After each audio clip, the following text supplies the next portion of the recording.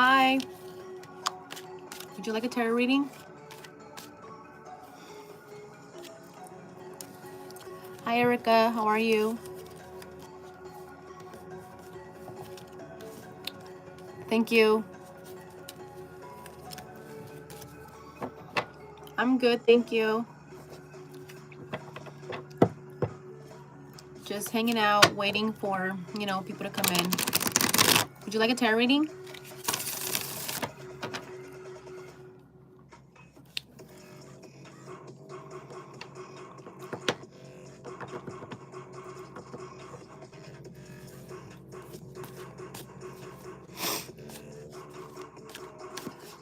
You don't know what a tarot reading is? Like a psychic reading?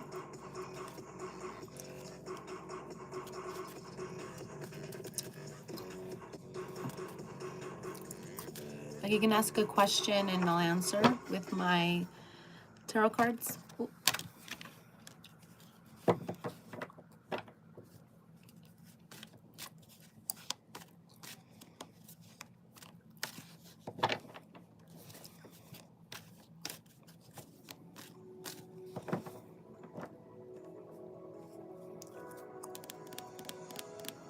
I think so.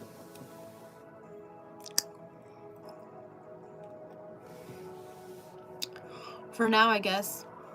Yeah.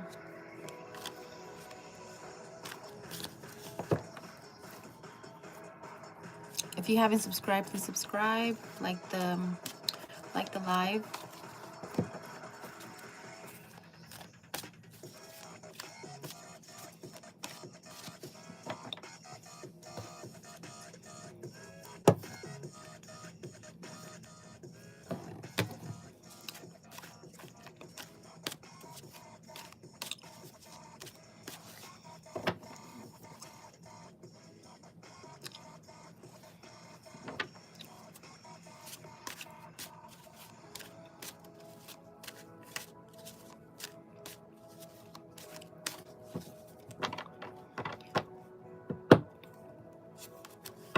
If anyone would like a tarot reading, write it in the chat, please.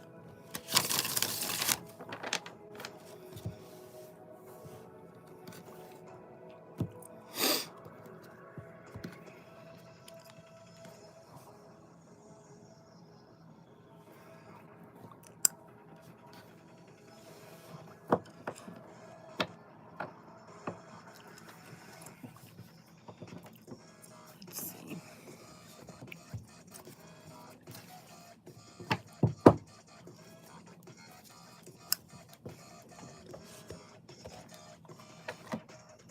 Hello.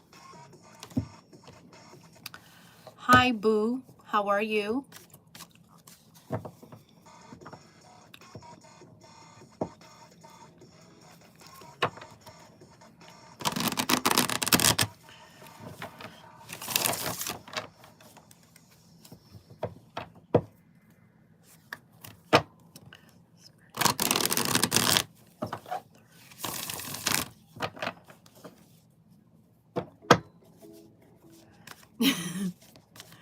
Boo.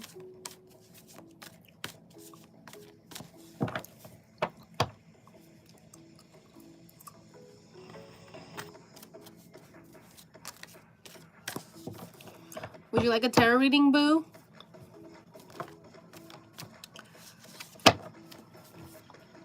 Let's see, where's my other one?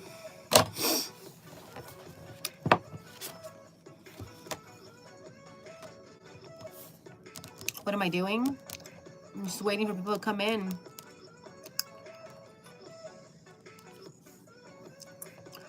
So I can give them a reading. Subscribe if you haven't subscribed yet. Please, thank you. Sure, okay. Well, what's the question? Let's get into it.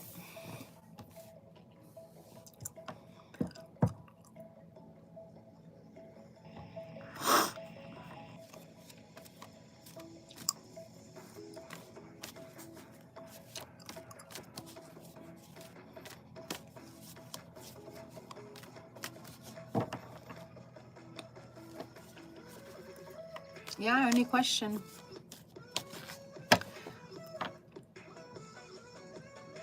Your Do you know what a tarot? How old are you?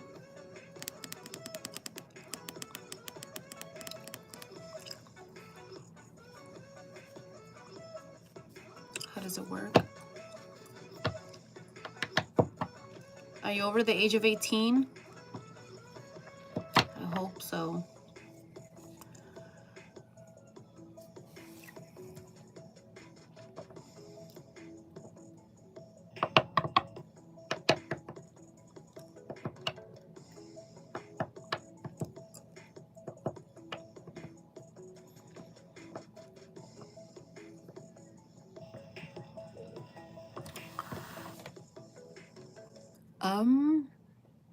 That doesn't sound too good.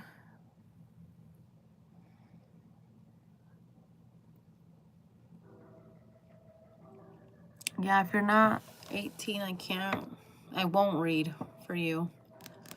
You're too young.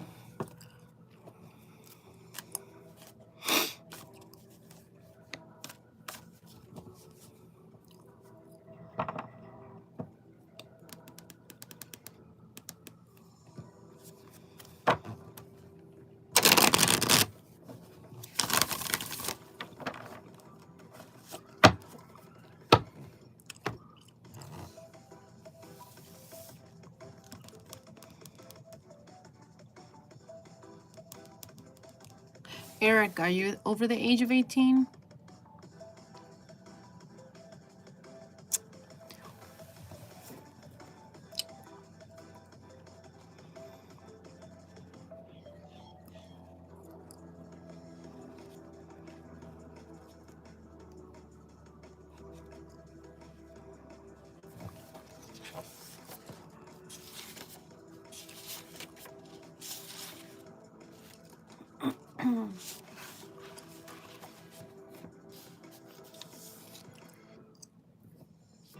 All right, since no one's in here, I'm gonna continue reading the book, The Voice of Knowledge by Don Miguel Ruiz. So I'm gonna read one chapter, and hopefully by the time I'm finished with the second chapter, someone comes in here and we can do a reading. All right. So let me turn this down a little bit.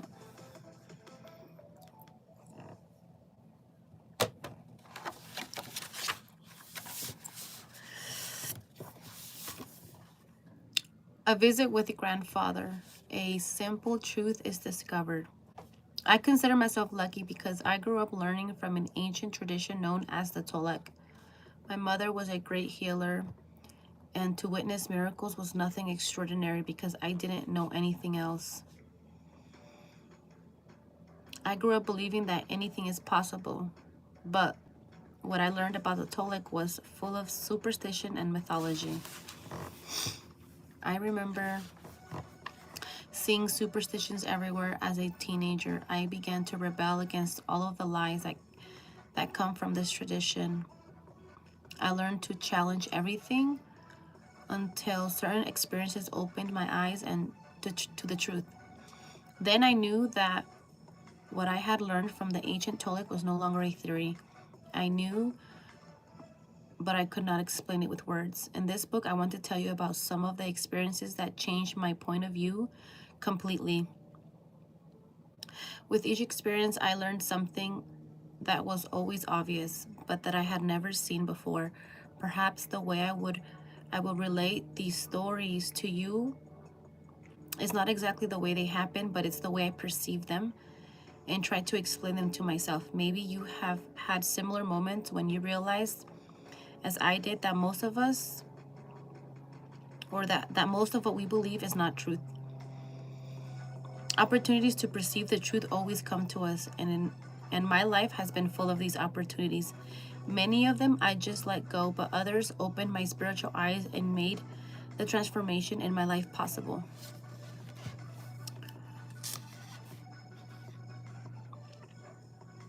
One of these opportunities came from a visit with my grandfather when I was a teenager in college. My grandfather was what they call an old Nahual, which is like a shaman. He was close to 90 years old, and people used to visit with him just to learn, just to be around him. Grandfather had been teaching me since I was a child, and I had worked hard all my youth to be good enough to earn his respect. Well, with this was a time when I was pretending to be an intellectual, and I wanted to impress my grandfather with my opinions about everything I was learning in school. I was ready to show the one who had been my biggest influence on my life how smart I was. Good luck. I went to my grandfather's house, and he received me the way he always did, with a big smile, with enormous love. I started to tell him my point of view about all of the injustice in the world, about poverty, about the violence, about the conflict between good and what I then called evil.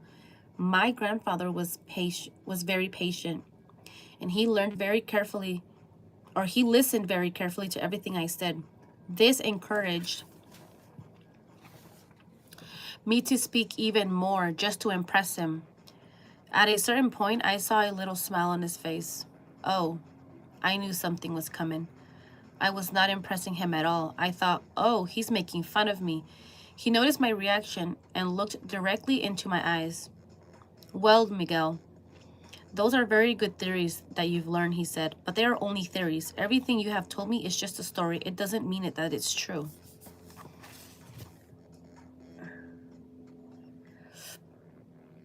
Oh, got itchy. Of course, I felt a little badly about this. I took it personally right away, and I tried to defend my point of view, but it was too late because now my grandfather started to talk. He looked at me with a big smile and said, you know, most people around the world believe that there is a great conflict in the universe, a conflict between good and evil. Well, this is not true. It's true that there is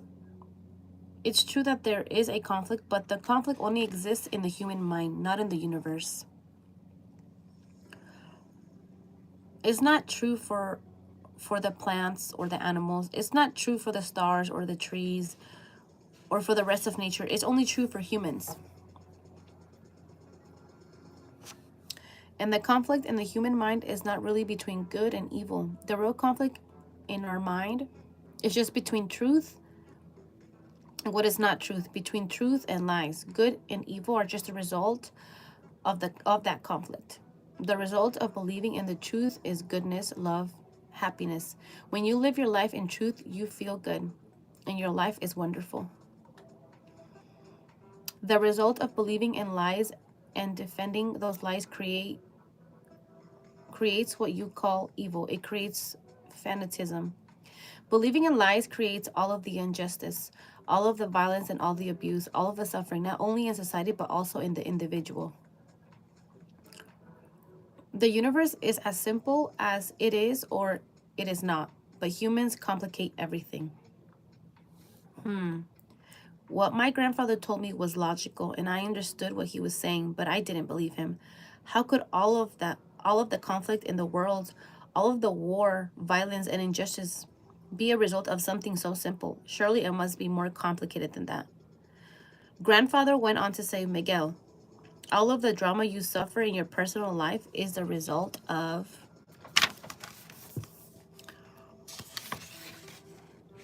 believing in lies,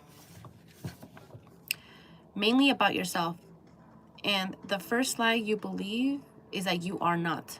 You are not the way you should be. You are not good enough. You are not perfect. We are all born perfect because only perfection exists. But the big lie is that you are not perfect, that nobody is perfect. So you start to search for an image of perfection that you can never become. You will never reach perfection in that way because that image is false. It's a lie, but you invest your faith in the lie, and then you build a whole structure of lies to support it. In that moment, I didn't realize that my grandfather had given me a great opportunity, something as simple as having the awareness that every drama in my life, all of the suffering in my life, was because I believed in lies. Though I wanted to believe what my grandfather said, I only pretended to believe him. And it was so logical that I said, oh, yes, grandfather, you're right. I agree with you. But I was lying. There was too many lies inside my head to accept something as simple as truth.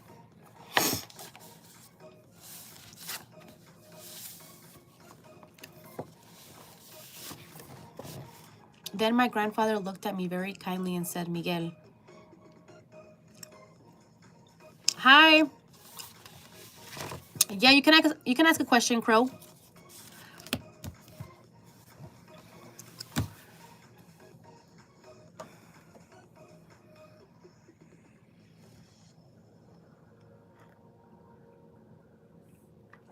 Okay.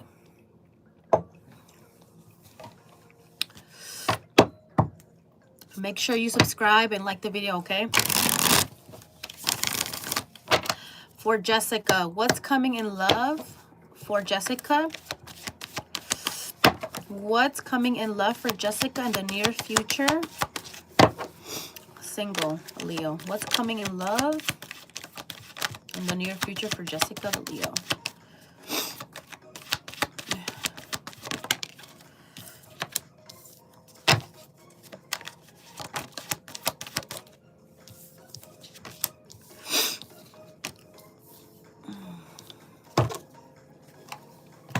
What's coming in love for Jessica, the Leo, in the near future?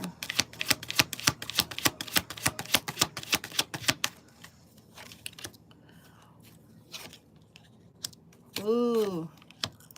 Okay. Again. Okay. Ace of Cups.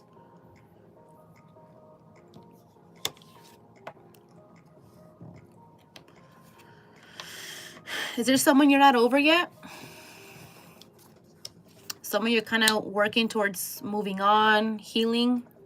That's what I'm seeing.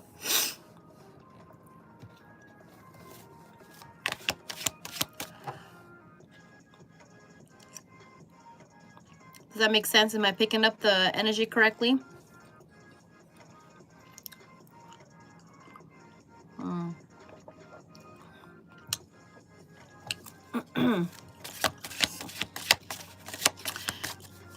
I'll just keep going. All right, so I do see, as far as love, for this Ace of Cups, I see more like self. I don't see something new, but I see something more along the lines of healing yourself, like inner healing, inner self-love. I don't really see it like new people, well, new person coming in. I'm seeing that your guides kind of want you to, yeah, finish. We're not currently talking to anyone currently. Oh, then this is talking about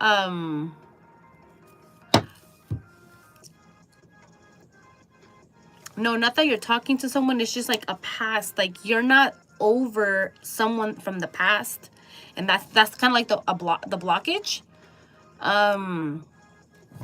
As far as love goes, that's what they're showing.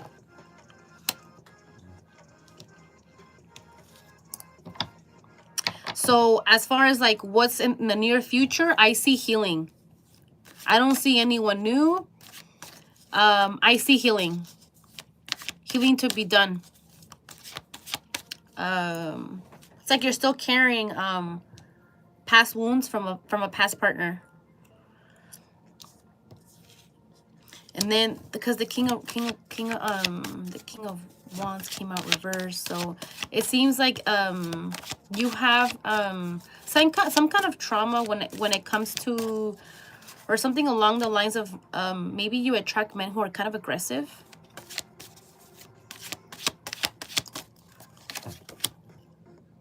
This could stem from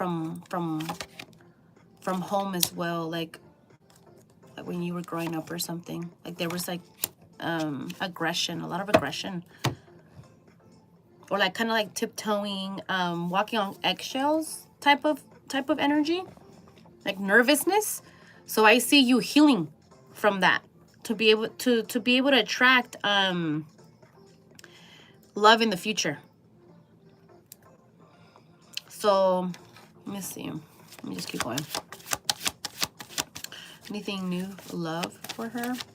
How long is this?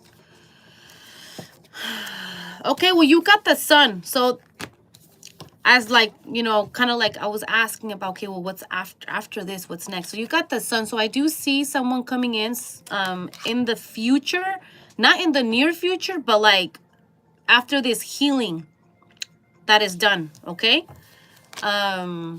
Perhaps that's the reason why there's a blockage, because you were in an abusive home. Okay, so yeah, that makes sense. So they want you to heal that trauma that came with that. Because I heard like 6 months. 6 months. So maybe, well, let's see, what month are we? March, April, May, June, July, August, September. So maybe like in the beginning of fall, someone's coming in for you. Someone, you're going to meet someone. But you need to do this work.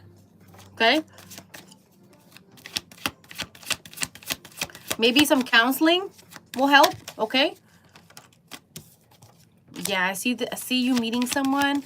This connection might be an air sign.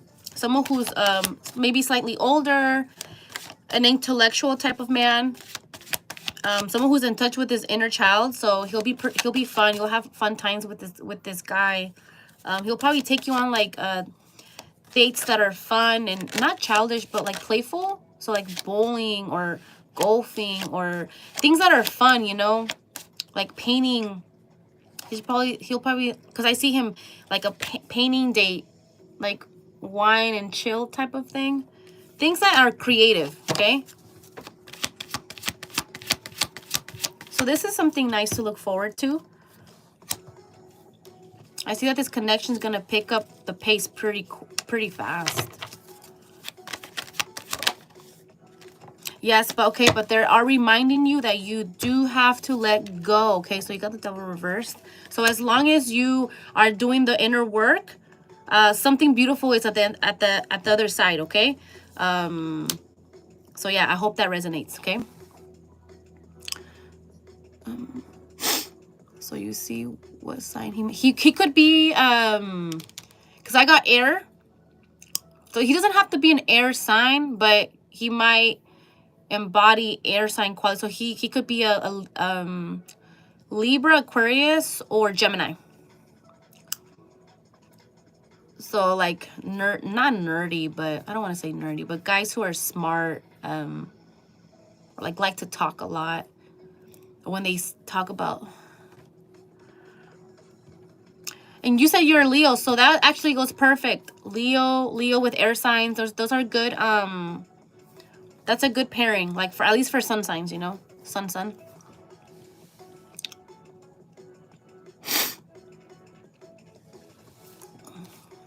Good luck. Good luck on the healing.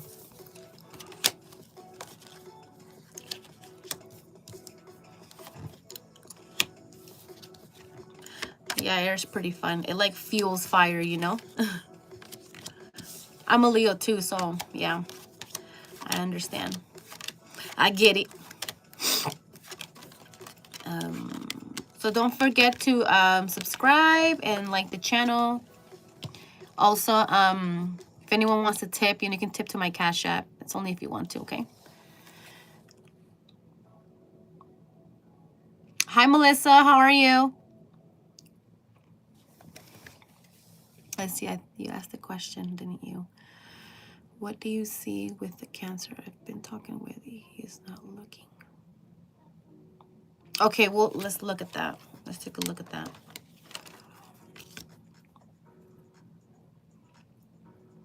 Is he not looking for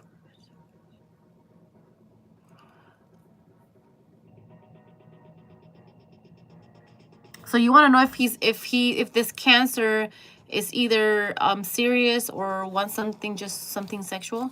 Is that what you're asking?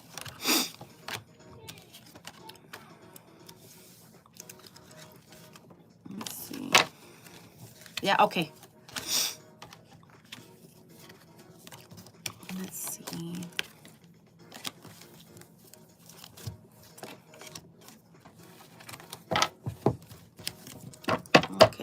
see for Melissa. Actually, I'm gonna use this other deck.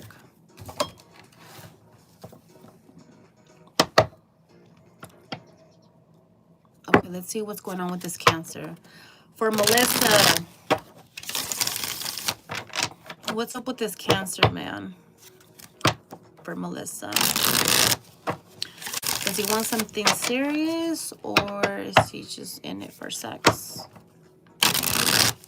What's up with this Cancer? Let's see. What's up with this Cancer? Okay, what is this Cancer? Is he serious, or does he just want sex?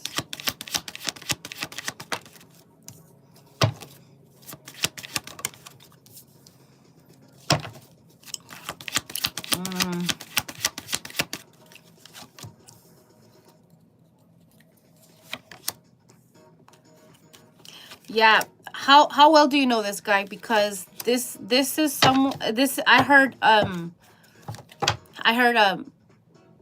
just for a good time, not a long time. Hold on. Is this guy this guy's not serious. Let's just start there. This guy, are you sure this guy's single? Feels like his heart is somewhere else, though, at the very least. I've been talking as friends for years. Okay, this guy seems like he is... The reason why he's probably giving fickle, giving, like, what did you say it was? What did you say? Talkative and then not, kind of like in and out, is because he's still not over someone. He's very much... It's giving depressed. He's not over somebody. He's emotionally still attached to someone else.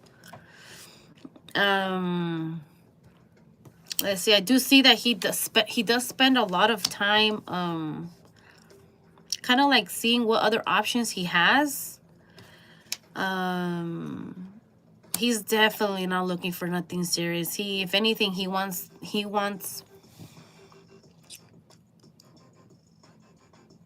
yeah, he's still upset about that girl. He's not over it. His heart is still with her.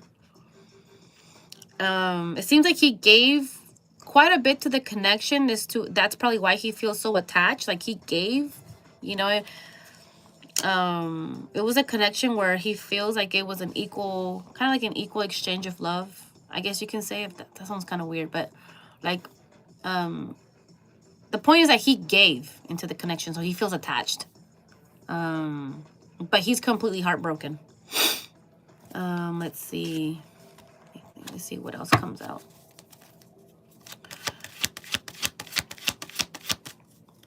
Yeah, you see the Ten of Swords. He's heartbroken, devastated. Yeah. Let's see. High Priestess reversed. Oh yeah, he's like, it's giving scorned. Like he feels scorned.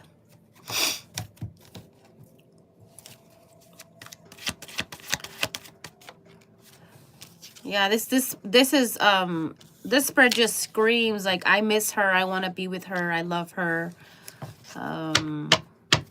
Yeah, sorry.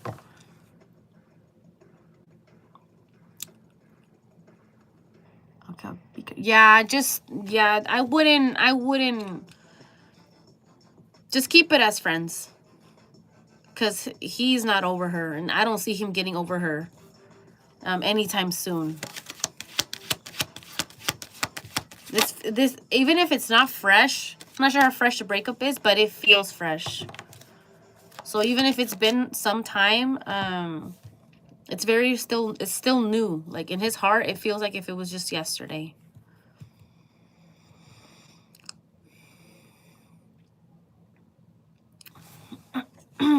Yeah, I would give him space, and I wouldn't take any of his like advances serious, or his flirting. Like he's just flirting because he's hurting.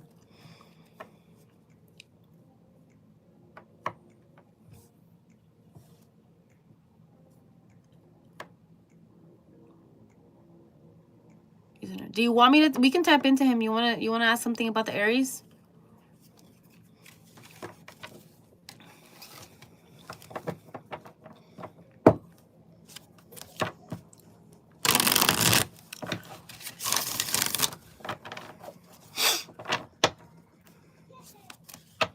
Okay, let's see. So what are the Aries intentions for Melissa? What are his intentions for Melissa? What are his intentions when it comes to Melissa? What are the Aries man's intentions when it comes to Melissa?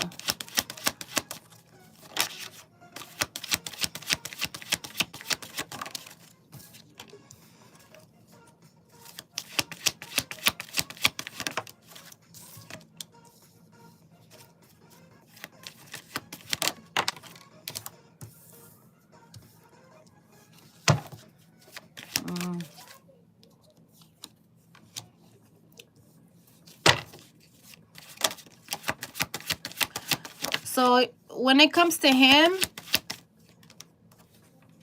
he has you on his roster type of thing, you can say. You're like one of his options. So he does want to hold, because he likes to, oh my god, I was seeing like, is he a kind of guy who asks for pictures? Because I was seeing like someone who likes to collect. I don't like this energy. You know those guys who like to brag about the women they speak to, or like he's, oh, I don't like this energy. He's like someone who, he's the kind of guy who he uses, not that he uses women, but the validation he gets off of women, or the way he's able to, like, he boasts about himself when it comes to the women he's around or has in his roster. Like, he uses that to, like, make himself feel better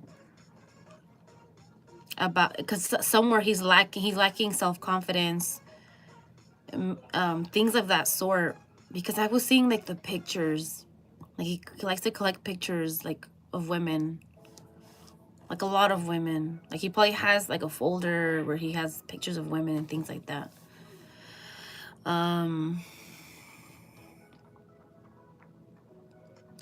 He does want pictures a lot. Yeah, no, yeah, they're let me see what spirit, like, I mean, let me see. He does feel like that's kind of creepy. Oh my god, yeah, I know. But you'll be surprised how many men actually probably do that. Because, usually those men that ask for pictures they ask everyone, for pictures. So when you think about it, it is kind of creepy. It's like, how many pictures you got in there? How many women? Like, oh. Let me see. What should she do about this connection?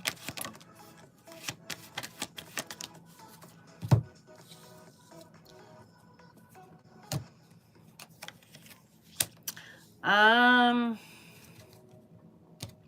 mean, at this point, does it matter what his intentions are? I mean, I told you it was kind of like roster. Like, he's keeping you on his roster as an option.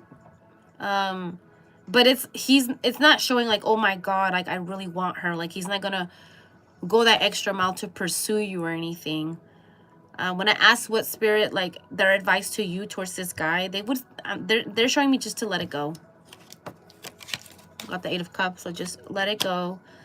You got the Tower, so, and the 3 of Wands. That's feeling like just let it go. This connection is, if you were to be in a relationship with him, this guy would just have you up and down.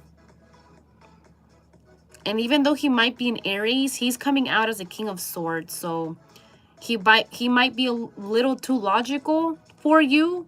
I feel like you wouldn't like it. Yeah, no, like, you came out as the Queen of Cups, so regardless if you're a water sign or not, you're sensitive, nurturing.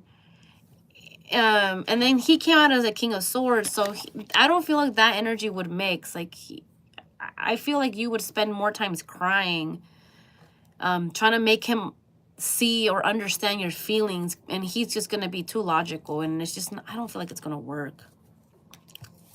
I don't like what I'm seeing. I mean, it started off with the pictures thing. I'm just like, what the hell is this?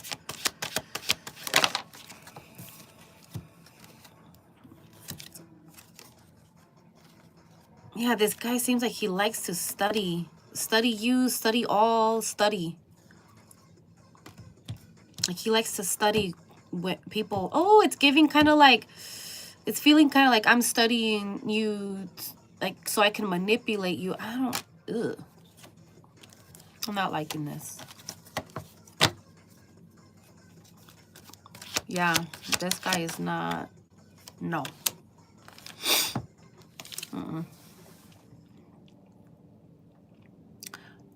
I have an Aries with a carrying sign too. I forget what the rising was. You're an Aries rising?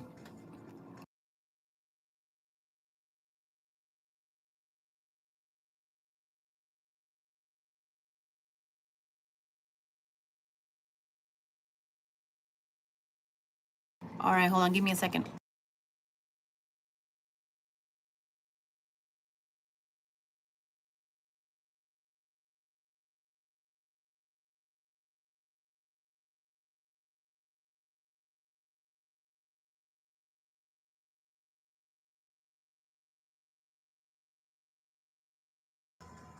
Okay, thank you. Thank you for waiting. I have rising sun sign, and I was born in the morning. Wait, what do you mean? What is your sun sign? Are you saying that your sun sign and your rising sign is the same sign?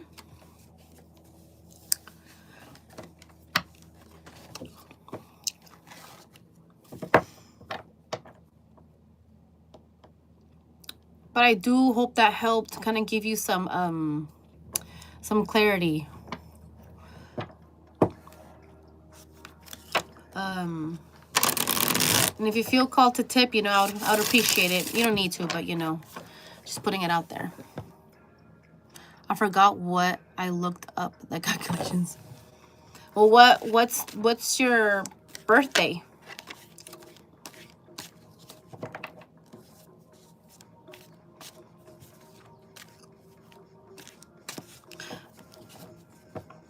You're welcome. I'm glad I was able to help, because I know what it is to kind of feel confused, you know. You need them answers, girl.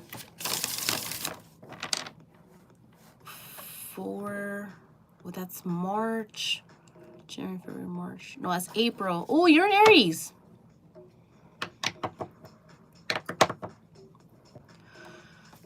Right? You're an Aries. So you guys are both Aries, but you might have a lot of water, because you came out as a water, you know, like intuitive and more like on the sweet side. Like on the caring, empathetic side. You might have Pisces in your chart.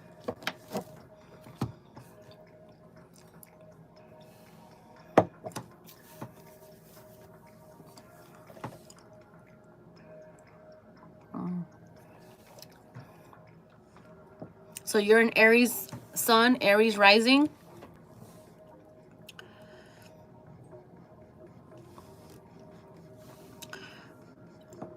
Yeah.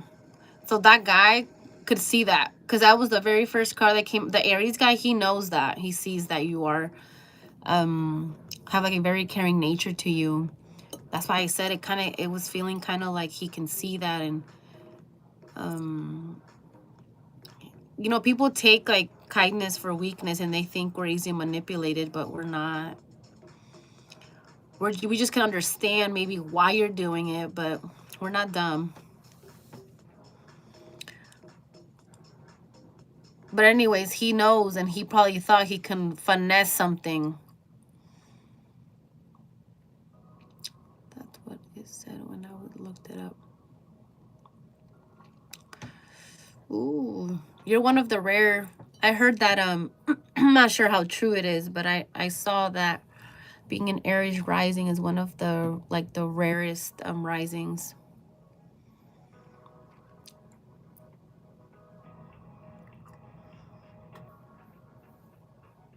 Yeah, just keep it in the back of your mind. Maybe kind of like if you're speaking to him, just kind of notice like what, what is he saying, or what did he say after what you say. You'll catch on.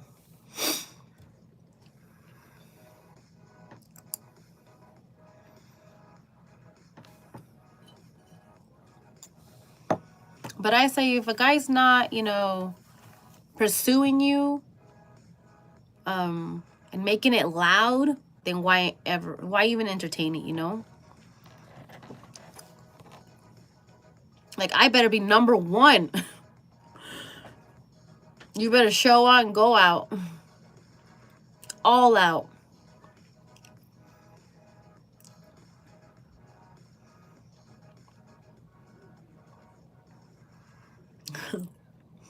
Yeah.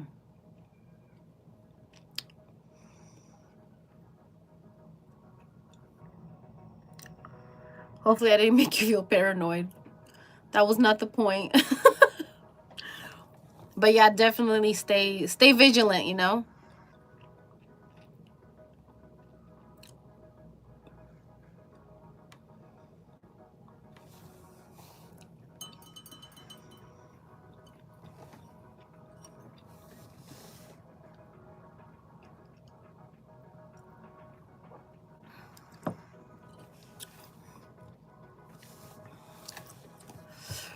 You too. Have a good night. I'll see you next time.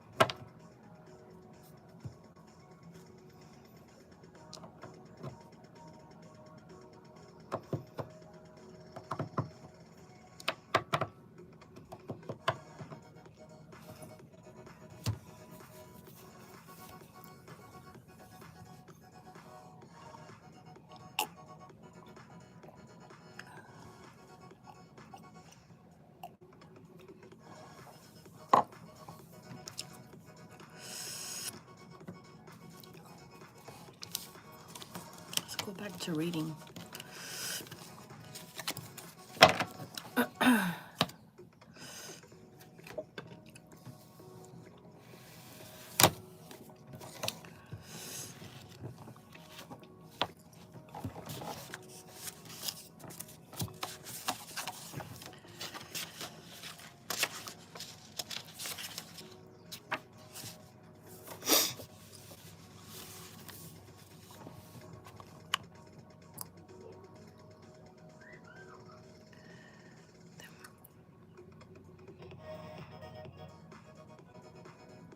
Then my grandfather looked at me very kindly and said, Miguel, I can see that you're trying hard to impress me, to prove that you are good enough for me, and you have the need to do this because you are not good enough for yourself. Ouch. He got me right there. I didn't know why, but I felt as if he had caught me in a lie. I never realized that my grandfather knew about my insecurities, about the self-judgment and self-rejection, about the guilt and shame that I felt.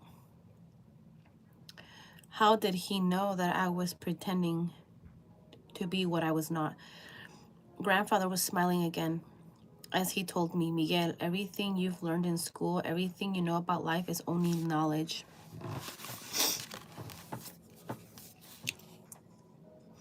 How can you know if what you've learned is the truth or not. How do you know if what you believe about yourself is truth? At that point, I reacted and said, of course I know the truth about myself. I live with myself every day. I know what I am.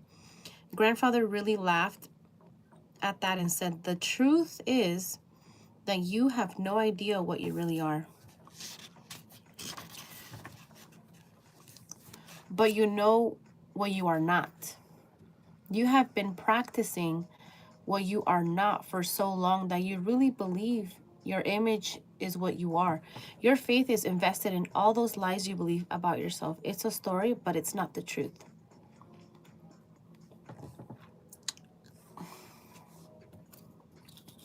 Miguel, what makes you powerful is your faith. Faith is the power of creation that all humans have, and it doesn't have anything to do with religion.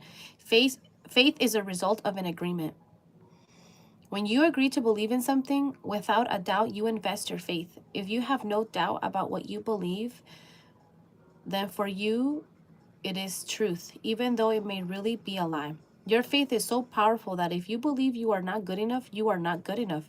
If you believe you will fail, because that is the power and the magic of your faith. As I said before, you suffer because you believe lies. It's that simple.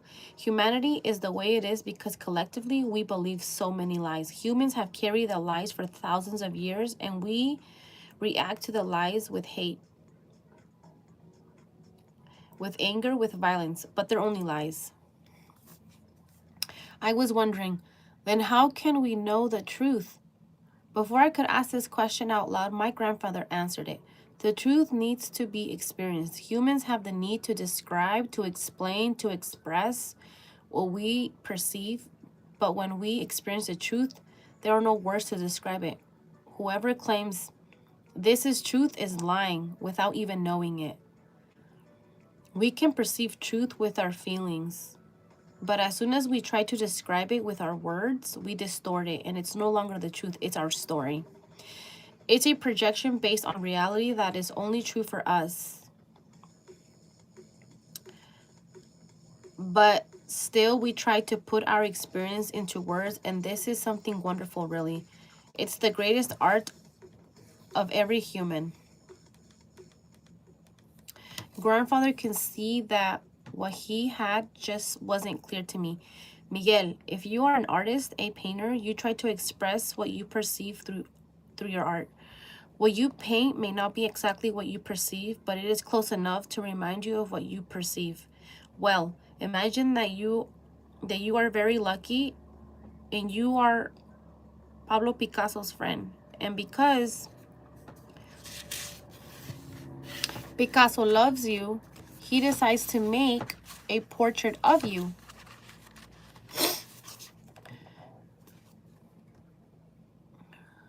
You pose for Picasso, and after many days, he finally shows you your portrait. You will say, this is not me. And Picasso will say, of course it's you. This is how I see you. For Picasso, this is true. He is expressing what he is perceiving. But you will say, I don't look like that. Well, every human is the same as Picasso. Every human is a storyteller, which means that every human is an artist. What Picasso does with colors, we do with words. Humans witness life happening inside of us and all around us, and we use words to make a portrait of what we witness. Humans make up stories about everything we perceive, and just like Picasso, we distort the truth. But for us, it is the truth. Of course, the way we express our distortion could be something other people enjoy. Picasso's art is highly valuable.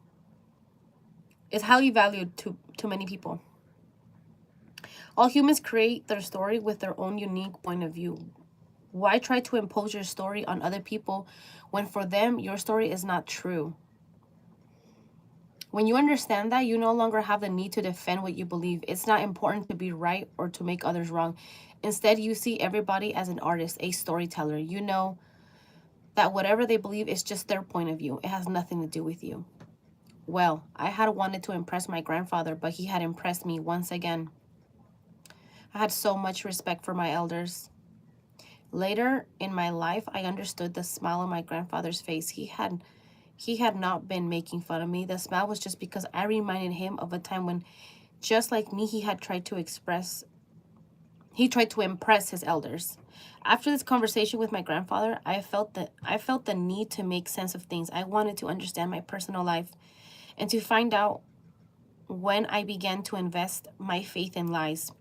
It was not easy. That conversation took me years to digest, to see myself in the present moment, to see what I believed was not that obvious and not so easy to give up, but I wanted answers because this is my nature. I needed to know, and the only point of reference was my memories. So these are points to ponder. There is a conflict in the human mind between the truth and what is not truth, between the truth and lies. The result of believing in truth is goodness, love, happiness. The result of believing and defending lies is injustice and suffering, not only in society, but also in the individual.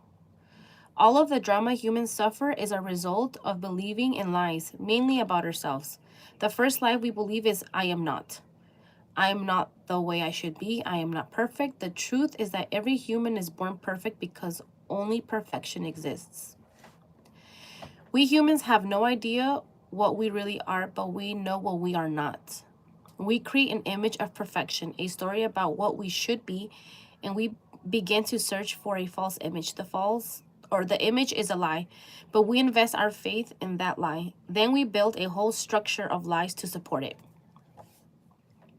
Faith is a powerful force in humans. If we invest our faith in a lie, that lie becomes truth for us. If we believe we are not good enough, then thy will be done. We are not good enough. If we believe we fail because that is the power and the magic of our faith. Humans can perceive truth with our feelings, but when we try to describe the truth, we only tell a story that we distort with our word. The story may be true for us, but that doesn't mean it's true for everyone else. All humans are storytellers with their own unique point of view. When we understand this, we no longer feel the need to impose our story on others or to defend what we believe. Instead, we see all of us as artists with the right to create our own art.